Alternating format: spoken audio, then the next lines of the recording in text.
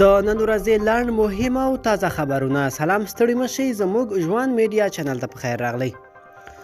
په تخار کې د یو ختم او خیرات په مراسمو کې شپږ اتیا کسان مسموم شوي. د تخار امنیه قمندانۍ ویان خلیل اسیر وایي تېره ورځ د تخار په چااب او چال ولسوالیو کې د یو ختم او خیرات مراسمو کې په خوړو کې د چرسو استعمال له کبله شپږ اتیا کسان مسموم شوي وو.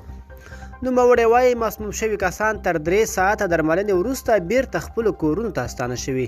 د اسیر په وینا پیښې د شخصي ستونزو له امله رامنځته شوي او پولیسو یې په اړه څېړنې پیل کړي دي.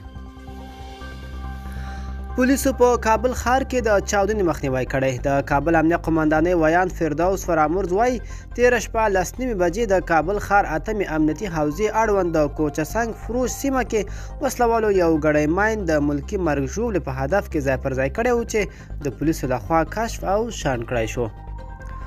په بلخ کې ناپېژانده وسلوالو یو ساتنمن په ډز ووژلی. د بلخ امنیه قمندانۍ وایي ساتنمن زلګی چې د مزار شریف دویمې امنیتي حوزې کې یې دنده درلوده د تېرې ورځې مازدیګر ناوخته د بلخ تهدادي ولسوالۍ په مربوطاتو کې ناپېژانده وسلوالو لخوا په ډز وژل شوی دی. جنرال سلطان داود د ننګرهار نوی امنیه قمندان په توګه وټاکل شو. د بلوچستان په شمال کې د امنیتي ځواکونو په یو کمپ کې په یو پولیس په خپلو نورو ملګرو ډزې کړي چې پکې 6 تنه پولیس وژل شوي او 2 نور ټپیان دي.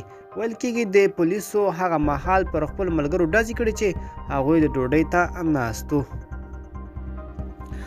د ناټو سرمنشي وایي د افغانستان له حکومت سره د همکارۍ نوی فصل پرانیزي.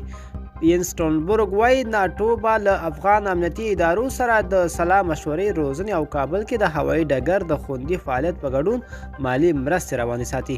د ناټو سرمنشي سټونبرګ نن په فرانسه کې د یاد هیواد له ولسمشر امانویل ماکرون سره د لیدنې پر مهال دغه څرګندونې کړې دي.